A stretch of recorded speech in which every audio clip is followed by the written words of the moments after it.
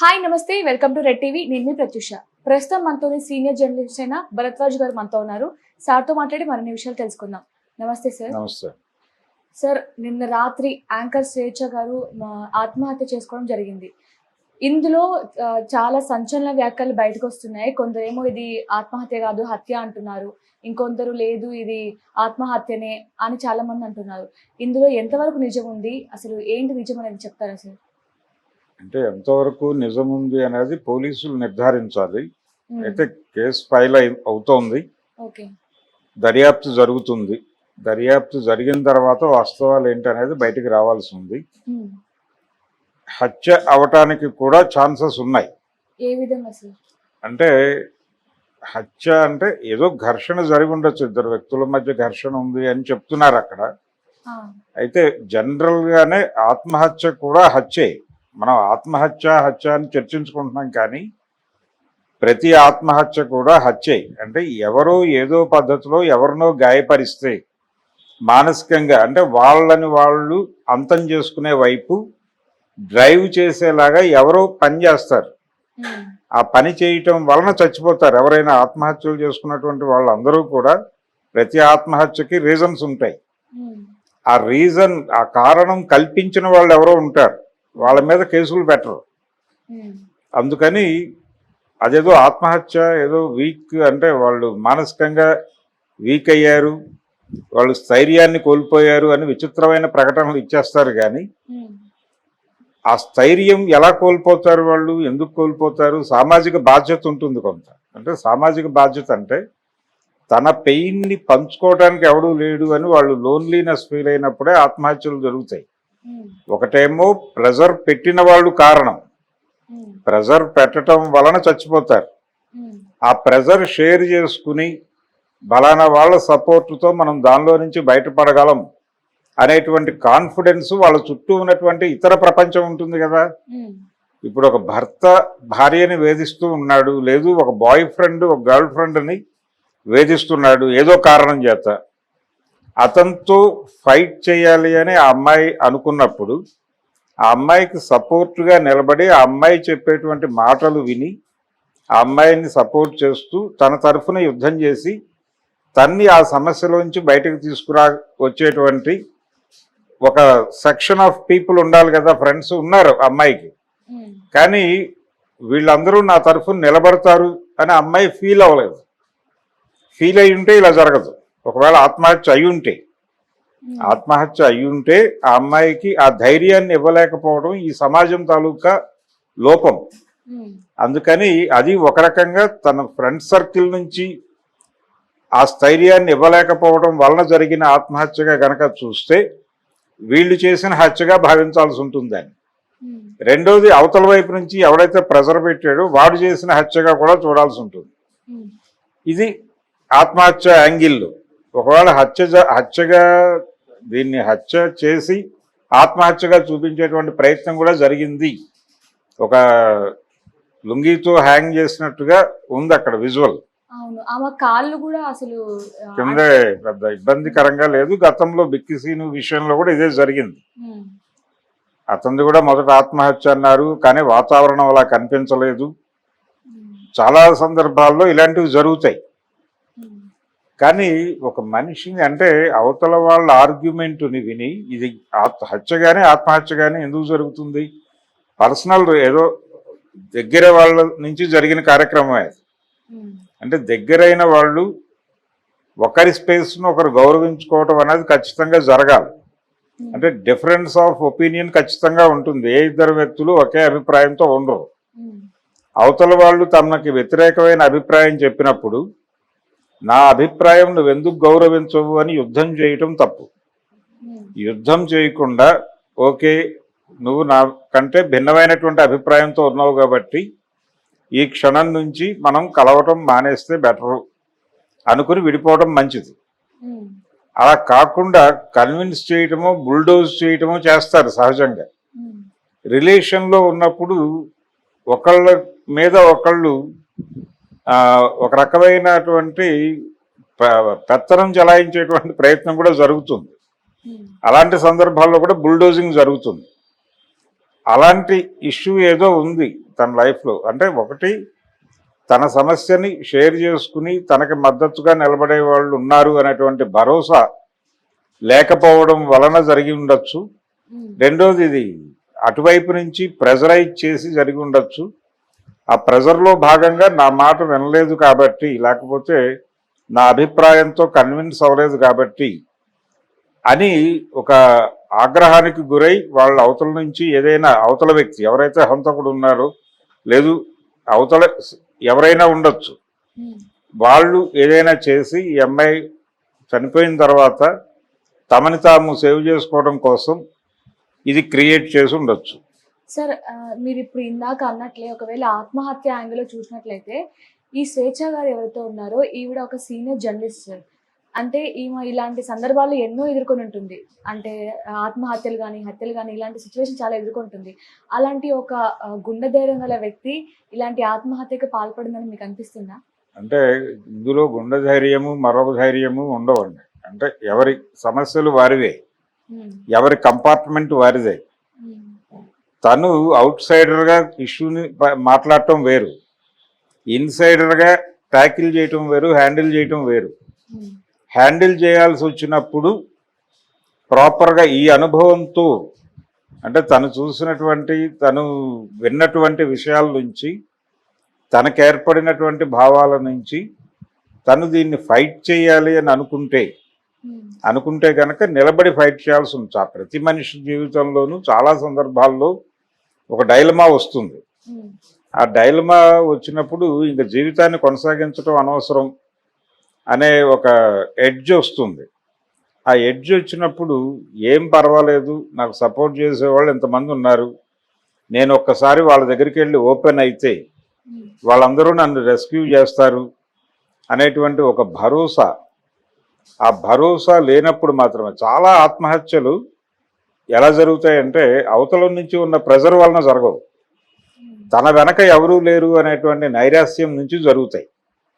ఆ నైరాస్యం కలిగినప్పుడు వాళ్ళు మానసిక స్థైర్యాన్ని కోల్పోతారు ఇమ్మీడియట్గా. కోల్పోయిన తర్వాత ఆ డెసిషన్ డ్రైవ్ అయిపోతుంది. మెజారిటీ ఆత్మహత్యలు ఇప్పుడు ఆ మధ్యకాలంలో ఒక మంత్రి గారు ఆత్మహత్య చేసుకున్నాడు, ఒక హోంమంత్రిగా చేసినటువంటి వ్యక్తి కోడెల శివప్రసాద్. కోడెల శివప్రసాద్ ఆత్మహత్య జరిగినప్పుడు కూడా ఈ చర్చ విపరీతంగా జరిగింది. ఆయన పల్నాటి పులి అని పిలిచేవాళ్ళు, ఆయన బాంబులు చుట్టేవాళ్ళు, ఆయన ఇంట్లో చాలా హత్యాకాండలు ఆయన స్వయంగా డ్రైవ్ చేశాడు, అనేక దాడులు ఆర్గనైజ్ చేశాడు. ఆయన డాక్టరు, ఎమ్మెల్యే, హోంమంత్రిగా పనిచేశాడు, చాలా అనుభవజ్ఞుడు, స్పీకర్గా ఉన్నాడు. ఇంత అనుభవజ్ఞుడు ఆత్మహత్య చేసుకోవటం ఏమిటి అని చెప్పి చాలామంది మాట్లాడుకున్నారు. కానీ ఆయనకు కూడా ఆ టైంలో లోన్లీనెస్ ఆవరించి ఉండొచ్చు. అంటే తనకి మద్దతుగా నిలబడతారు అనుకున్న వాళ్ళ దగ్గర నుంచి ఆ మద్దతు లేదు అని తెలిసి ఉంటుంది ఆయనకి. తెలుసున్నప్పుడు అది విపరీతమైన డిప్రెషన్లోకి తీసుకెళ్తుంది ఆ ఫీలింగ్. ఆ డిప్రెషన్లో వాళ్ళు జీవితాన్ని అంతం చేసుకోవాలి అనుకుంటారు. అది అందుకని సామాజిక బాధ్యత ఉంటుంది ప్రతి ఆత్మహత్య వెనకాల అన్నది. అందుకే ప్రతి ఆత్మహత్య వెనకాల సమాజం ప్రతి మనిషికి ఒక భరోసా కల్పించాలి. కనీసం మేము ఉన్నాం నీ వెనక, మీకు ఏ సమస్య వచ్చినా వినటానికి మేము ఉన్నాం. కనీసం దాన్ని ఫైట్ చేస్తామా లేదా అనేది వేరే గొడవ. చెప్పుకోవటానికి ఒక చెవి లేని వాళ్ళు చాలామంది ఉన్నారు. అందువలన ఆత్మహత్యలు జరుగుతాయి. ఇప్పుడు ఈ కేసులో కూడా అలాంటివి ఏవో జరిగి ఉండొచ్చు. మనం ఇప్పుడే జడ్జిమెంట్ల దాకా వెళ్ళటం తప్పు, కానీ అది ఆత్మహత్య అనేది ముందు నిర్ధారణ కావాలి. దీని మీద జాలి పట్టమో మరొకటో చేయాల్సిన అవసరం లేదు, తన గురించి మాట్లాడాల్సిన అవసరం అంతకంటే లేదు. రెండు వైపులా కూడా సామాజిక బాధ్యతే ఉంది. తన లోపం కంటే కూడా తన అనవగాహన, లేకపోతే మరొకటి, తను లోన్లీగా ఫీల్ అయింది, ఇవన్నీ మాట్లాడేస్తున్నారు. కానీ ఇవన్నీ తప్పు. ఆ అమ్మాయి పాత్ర గురించి మాట్లాడటం మానేసి దానిలో మన బాధ్యత ఎంత ఉంది అనేది ఎవరికి వాళ్ళు తమని తాము పరిశీలించుకొని జడ్జి చేసుకోవాల్సిన సందర్భం. ఒక ప్రశ్న ప్రపంచం ముందు పెట్టింది అమ్మాయి. అంటే ఆ అమ్మాయి చుట్టూ చిన్న సర్కిల్ ఏం లేదు. ఆ అమ్మాయి కేవలం యాంకర్ మాత్రమే కాదు, అనేక ఉద్యమాలతో పాటు కలిసి నడిచినటువంటి చరిత్ర ఉంది. ఆ అమ్మాయికి ఉంది, ఆ అమ్మాయి పేరెంట్స్కి ఉంది. వాళ్ళు కూడా అనేక సామాజిక ఉద్యమాలతో నడిచిన చరిత్ర ఉంది వాళ్ళకి. అమ్మాయి మదర్కి చైతన్య మహిళ అనే ఒక ఆర్గనైజేషన్లో పనిచేస్తారు ఆవిడ. అలాగే ఫాదర్ పిడిఎస్యులో పనిచేసిన చరిత్ర ఉంది. ఆయన విద్యార్థి దశ నుంచి రాజకీయాల్లో ఉన్నాడు. ఒక చైతన్యం ఉంది. అలాగే తెలంగాణ ఉద్యమం, మలిదశ ఉద్యమం జరుగుతున్న సందర్భంలో అనేక వేదికల నుంచి మాట్లాడినటువంటి చరిత్ర ఉంది ఈ అమ్మాయికి కూడా. మరి ఇంత సోషల్ మూమెంట్ ఉన్నటువంటి వాళ్ళు అలా లోన్లీగా అయిపోయారంటే చెప్పుకోవటానికి ఇబ్బంది పడకుండా ఏ విషయాన్నైనా చెప్పుకోగలిగినటువంటి ఒక సర్కిల్ ఉండాలి. అది లేనప్పుడు ఇలాంటివి జరుగుతాయి. అందుకని ఆ స్పేస్ మనం ఇవ్వలేదు అని అనుకోవాలి వీళ్ళు. అంటే అలాంటి అవకాశం మనం ప్రతి మనిషికి కల్పించాలి. ఆ కల్పించటం కోసం ప్రతి ఒక్కరితోనూ నిరంతరం మాట్లాడుతూ ఉండాలి, వదిలిపెట్టేయకూడదు ఎవరిని. చాలామంది ఏంటంటే వీళ్ళ బిహేవియర్ నుంచి ఇప్పుడు వీళ్ళకి నచ్చని పని ఏదో అమ్మాయి చేసింది అనుకోండి, ఇమ్మీడియట్గా పక్కన పెట్టేస్తారు.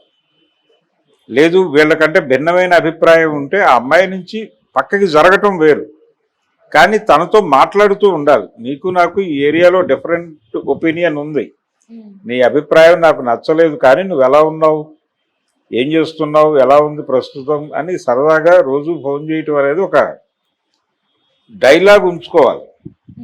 ఘర్షణ ఉండకూడదు. ఘర్షణ అనేది ఎప్పుడు ఉంటుందంటే తనని తాను ఎక్కువ ప్రేమించుకున్నవాడు ఎక్కువ ఘర్షణ పడతాడు. అలా తన మీద తాను ప్రేమ చంపుకోవడానికి ప్రయత్నం చేయాలి ప్రతి ఒక్కడు. అది జరగట్లేదు, ఆ డ్రైవ్ జరగట్లేదు. ఎవరికి వాడు ఒక దుర్గంగా తయారవుతున్నాడు. ఆ దుర్గంగా తయారై నాకు నేనే గొప్పవాడిని అనుకునేటువంటి పరిస్థితి, నాకు నేనే గొప్పదాన్ని అనుకునేటువంటి పరిస్థితి. కంపార్ట్మెంట్లుగా చీలిపోతున్నారు మనుషులు.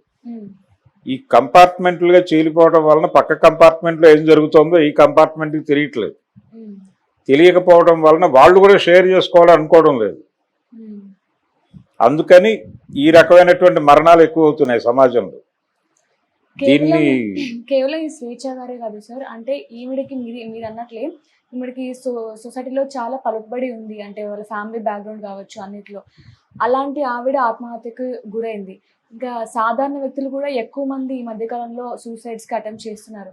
అలాంటి వారికి మీరు ఎలాంటి సూచనలు ఇస్తారు? అంటే దీని నుంచి కొంచెం దూరంగా ఉండాలంటే ఎలాంటి సూచనలు పాటిస్తే బెటర్ అంటారు? ప్రస్తుత సమాజంలో ఆత్మహత్యల సంఖ్య విపరీతంగా పెరిగింది.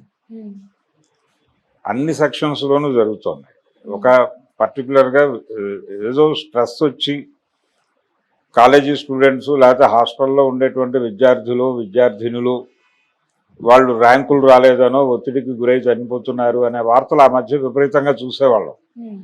ఇప్పుడు కేవలం వాళ్లే కాదు, వాళ్ళు చనిపోతూనే ఉన్నారు. సమాజంలో ప్రతి సెక్షన్లోనూ అన్రెస్ట్ పెరిగిపోయి ప్రతి ఒక్కరూ కూడా ఆల్టర్నేటివ్ వైపు ఆలోచించట్లేదు.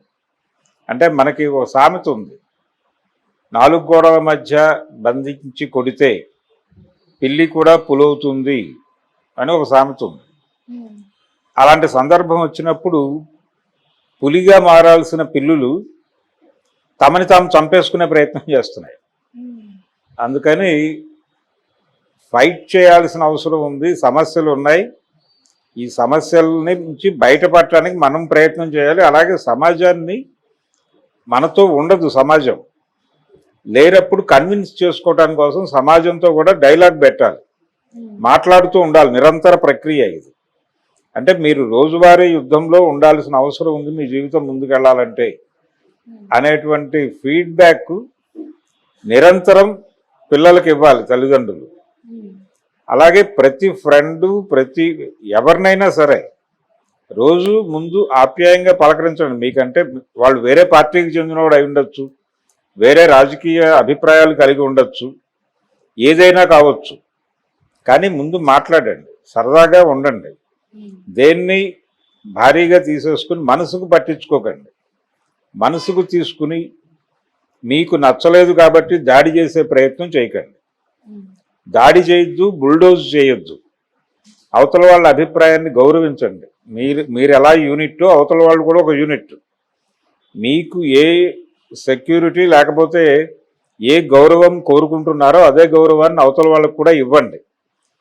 భార్య అయినా పిల్లలైనా లేకపోతే ఎవరైనా సరే ఎవరు ఎవరికంటే తక్కువ కాదు ఎక్కువ కాదు, సమానంగా చూడటం, సమానమైనటువంటి గౌరవాన్ని ఇవ్వటం చేసినప్పుడు, అలాగే రెగ్యులర్ డైలాగులో ఉండగలిగితే వాళ్ళని కూడా వాళ్ళ గొడవ ఏంటో చెప్పుకునేటువంటి ఒక స్పేస్ ఇవ్వండి. ప్రతి మనిషికి మీకు పరిచయం ఉన్న ప్రతి ఒక్కరూ కూడా మీతో వాళ్ళ సమస్యలు చెప్పుకునే ఒక డోర్ ఓపెన్ చేసి ఉంచండి. ఆ డోర్ ఓపెన్ చేసి ఉంచితే ఇలాంటివి జరగవు. అంటే నేను వెళ్ళి చెప్పుకోవటానికి ఎవడూ లేడు, ఒక చెవి కూడా లేదు నా మాట వినటానికి అనిపించినప్పుడే డిప్రెషన్ మొదలవుతుంది. ఆ వాతావరణం కల్పించటం సామాజిక బాధ్యత. అంటే సమాజం నేరం చేసినట్టుగా చూడాలి. ఒకవేళ ఇది ఆత్మహత్య అయి ఉంటే, హత్య అయి ఉన్నా కూడా పట్టించుకోవాల్సిన అవసరం ఉంది. అంటే ఈ హత్య ఈ రోజు జరిగింది అనుకుంటే ఈ ఘర్షణకి చాలా చరిత్ర ఉంటుంది కదా, కనీసం ఒక 3 నెలలో 4 నెలల చరిత్ర ఉంటుంది. ఈ ఘర్షణని ఎక్స్ప్రెస్ చేయలేని పరిస్థితి ఉంది అంటే దానికి కూడా సమాజం బాధ్యత వహించాలి. ఏ సమాజం? ఆవిడ చుట్టూ ఉన్న సమాజం, ఆవిడ సర్కిల్, వాళ్ళు జవాబుదారీ. అందుకని ఎవరైనా సరే ఎవరికైనా సరే ఒక విండో తెరిచి ఉంచాలి.